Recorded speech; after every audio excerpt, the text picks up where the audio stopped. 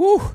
That was a close one. I was this close to being done in, defeated, kicked into the shins by the live stream today and technology. It will not happen. Nothing will stop today's Wicked Radio because we get to talk about the Sopranos and Trump all together in one thing. And Casey Anthony and a guy cheating in a work van. But that's all, those are all side stories. Don't worry about that. But it's like, and if you're an audio listener on the podcast, you're like, I don't care about this. It airs every single time for me right on time. I don't care. I got caught in one of those Windows updates. By the way, if you're on the latest Windows platform program at work, do not, on this one, do not press restart if you're in the middle of a work project. This thing took an hour. It's insane. You don't care about that. Thanks for finding me, Wicked Radio. Late as it may be. Speaking of that audio podcast, thanks for finding me on whatever platform you like to find podcasts. It's everywhere. Just search for Wicked Radio with me, Bill, and you'll find me. Usually posts, I say that today, usually gets underway, the algorithm, and the wind is with me about 9 a.m. Eastern time every single day, wherever you like to get them. And for you audio listeners, we're live every single day, usually at 8 a.m. Eastern time. Let's get right to it. So you probably heard by now, big news story. We're cutting off. Oh, I'm sorry. Pausing. You got to say pausing aid to Ukraine. And you should have seen this coming. Now, I think we all expected this to happen after what's been called a debacle in the White House. I actually kind of liked the White House meeting because it showed before the whole world. We got to see what negotiations are really like behind closed doors. We actually got to see what it was really like.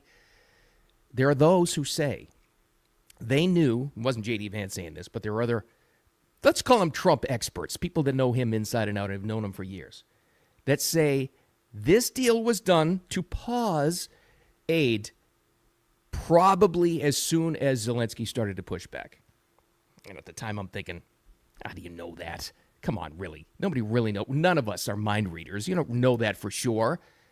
Until I heard this. This is fascinating. Now, I'm always the guy talking about communication. It's like, what do people mean by this? What do they mean? How do you speak? How do you deal with people on your terms? A big part of communication are verbal communication, right? We all know it. We know some people who are always slunched over, and they're always victims. There's other people who always want to square up on you, and they always have something to say to you, right? Without saying a word, people give clues on what's going to happen next.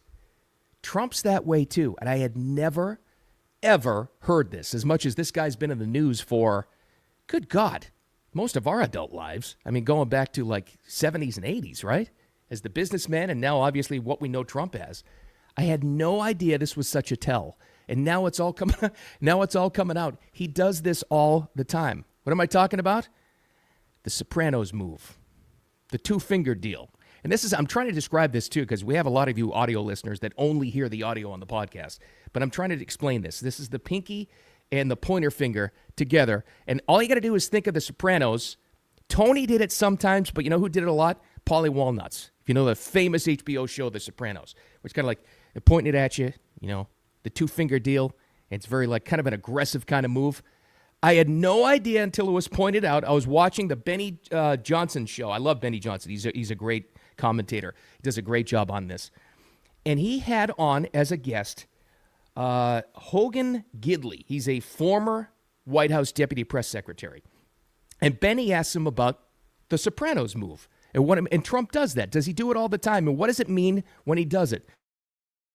When he does that move, which, by the way, if you time it was halfway through the talk with Zelensky, does that mean it's completely over? Is this really a thing? Listen to what he said. If he does it, are you done? You're done. It's a Peter Navarro does it too. Absolutely. This is and Trump doesn't do things by accident, because usually it's the hand, right? It's this and that. And he did that in the meeting, but when he gets to this, you got some bigger problems than just $300 billion stopping from coming to your country. And now that this word is out there, now we're all paying attention to it. Now we're all going to pay attention to this move when he's in negotiations. This is why it was another great thing that this thing happened in public, so that we could all see how it actually goes down. He was getting more and more ticked off. The hand gesture came out. He's looking like Paulie Walnuts. When he said that, now I believe it. When people said this deal to pause Ukraine funding, military aid, was going to happen, they knew halfway through the meeting as soon as he started to do the finger move. I totally, completely believe it now. And now all this video is coming out of Trump talking to people in negotiations in the past, even in business world where he's doing that move. Guess what happened? Deal's done. He's done with you. Fascinating. Had no idea. Had no idea this was a Trump thing. And I'll guarantee you, this came from his days of dealing with New York and New Jersey contractors. Guarantee it. It's a fascinating thing to watch out for. Now, does he do it tonight? We've got a joint session of Congress. Trump's going to talk to... Oh, by the way, he promoted this. This is another fascinating thing. Trump promoting the fact that he's going to talk to joint sessions of Congress. Tomorrow night will be big. I'll tell it like it is. It's great having a marketer and a TV promoter as president in many different ways. This is one of them. What does that mean? I don't know. I have no idea. It's a tease. But you know what? It got me more interested to watch a presidential address to a joint session of Congress. It wasn't like the old days where people literally, this is no joke, people in his own party, in Biden's own party, were falling asleep during his joint sessions. Remember that one? That's not going to happen tonight. And, of course, the backlash will be hot and heavy. Now, this isn't a negotiation because he's just speaking publicly, right? So I don't think the Sopranos fingers are coming out tonight. But something else will. And the speculation's all out there. What'll it be? Probably about trade deals. Will it be about the IRS, FBI? Who knows? But he says, I'm going to tell it like it is, and it's going to be epic. All right, moving backwards for a quick second. J.D. Vance was talking to Hannity, and he got a couple of words in before Hannity was interrupting him. By the way, Sean, stop interrupting the guests. Please. God, we're trying to listen to them, not you. Anyway, side note. J.D. Vance talked about that particular meeting with Zelensky at the White House and what the deal was. It's another thing I didn't understand. I figured the deal was, I think a lot of us did. And I think the Trump administration thought so too. They thought the deal was in place. Just make it ceremonial. Just show your face. Make a deal in place. The minerals deal will be part of it, but this is your path to peace. I think the Trump team, especially the president, actually thought this was a done deal. What I didn't know was how ceremonial this was supposed to be. Not only, like they say, the first 40 minutes of the meeting was very friendly, over the top kind of friendly. And that makes sense, too, because when Trump, agrees with what you're doing, what do we know about him so far? He's your best friend you've ever had, or he's ever had, right? So he goes up above and beyond to make you his buddy. J.D. Vance said in that interview on Hannity the other night, they couldn't even get to that point. That's how rude this actually was. This is what he said to Hannity. Let's sign this minerals deal, which importantly does two things. It allows the American people to get some of their money back, but it also shows the Ukrainian people that America has a long-term investment in their sovereignty. You do those things, we'll sign this thing, we'll have a rah-rah moment, and then we'll get to the tough talk of negotiating peace. We couldn't even get the Ukrainians to a point where they could talk about the peaceful settlement. All right, so what does it take to get this thing done? Because there are already people saying that, people out of Ukraine, that Zelensky's ready. No, I will sign a mineral deal now. I am okay. I'm this and that. Would it take an apology? Would that get it done to Trump? And is that petty? Everybody's saying, even Trump fans are saying, oh, that's petty that he just wants an apology on this. Is it really, though?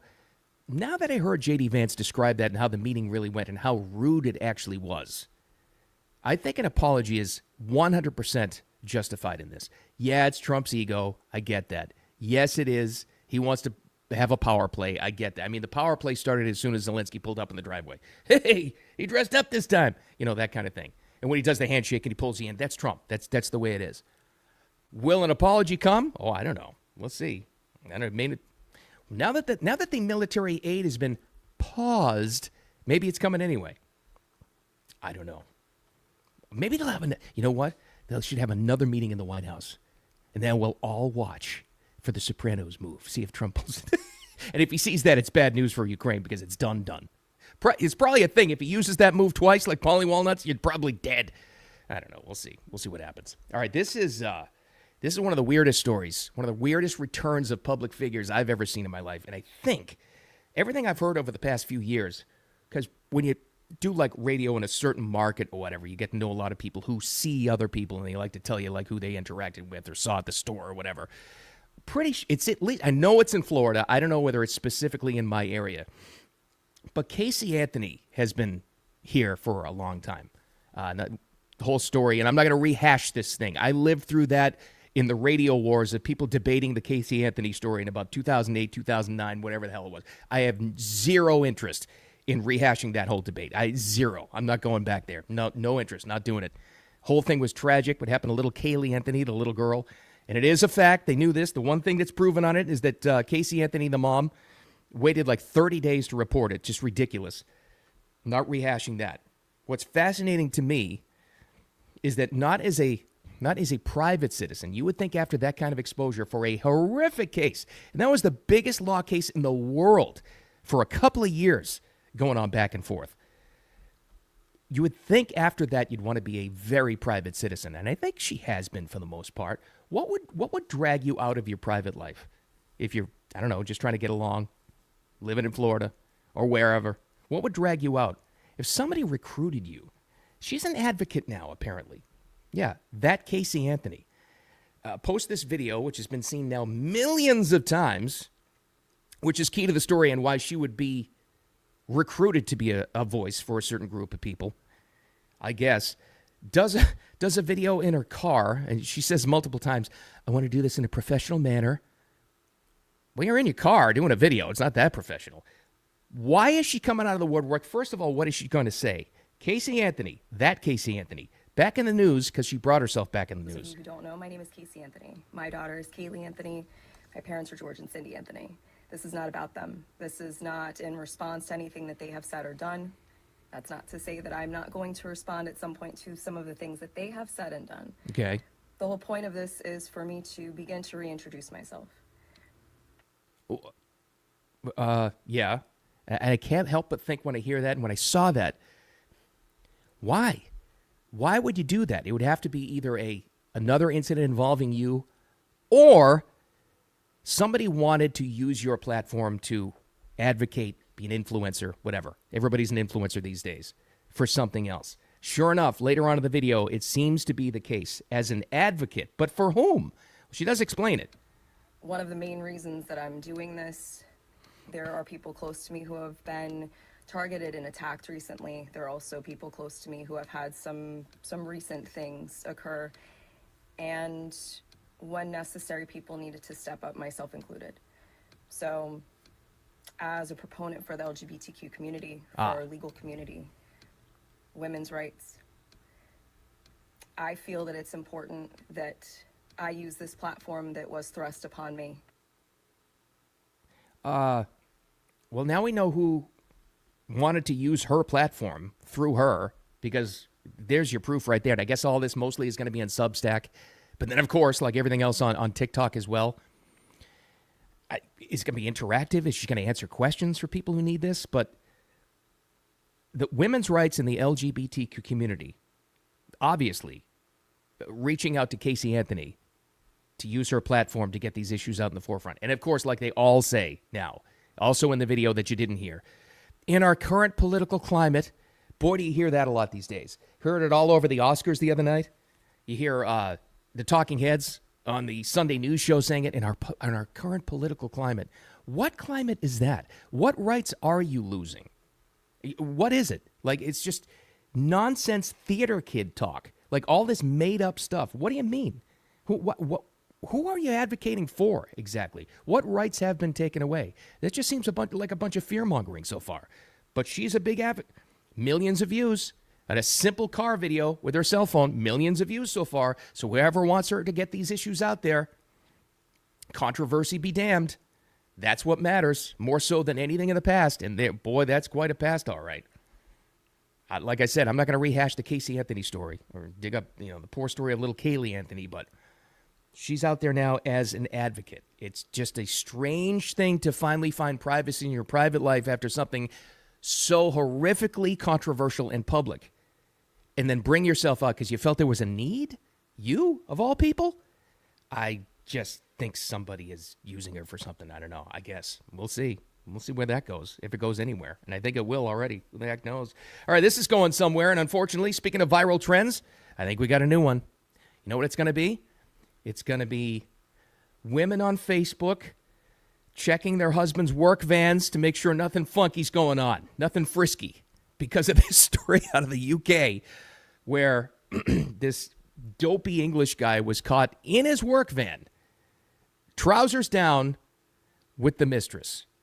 All caught on video, and you guessed it, all viral. And as she says here, in the moment, The angry wife with the cell phone camera was going to put it on Facebook, and she did. Now, the moment sounds like this.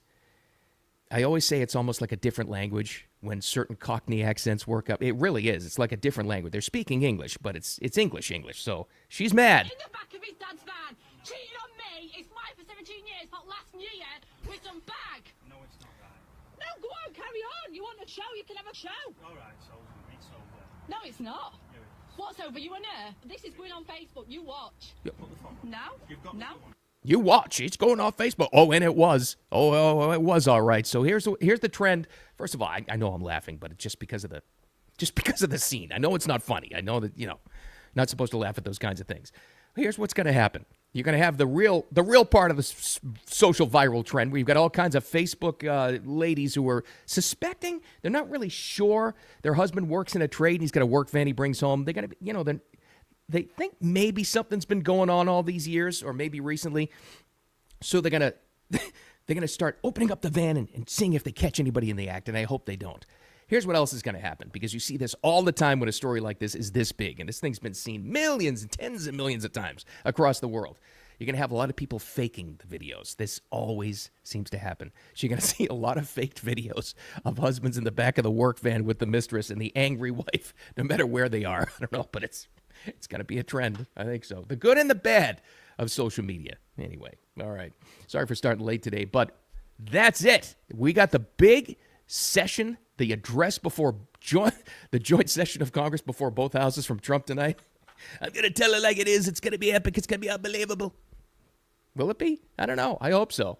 I hope it turns it into like a rally format. You're going to have the one half of the aisle, just angry Democrats are the ones that refuse to show up, and you'll have their response, and you have the other ones clapping. It's ceremonial, all this other stuff. But I don't know. I hope it's consequential. I hope it's as epic as he promised, because he did tease this thing a lot. So we'll have a lot about that to talk about tomorrow, as well as whatever else is in the headlines. Thanks for finding me, as always. The main takeaway, number one, when it comes to communication, which is that's my wheelhouse, look for the nonverbal too. This thing we learned about Trump and the Sopranos fingers, fascinating to me. That's when you know he's done. Everybody has a tell, not just in poker, but in life. Look for them. They'll tell you a lot about people. And the second takeaway, don't take any crap from anybody. That's for sure. Thanks for finding the audio podcast, too, wherever you get those, whatever platform you like. Those will be posted pretty soon.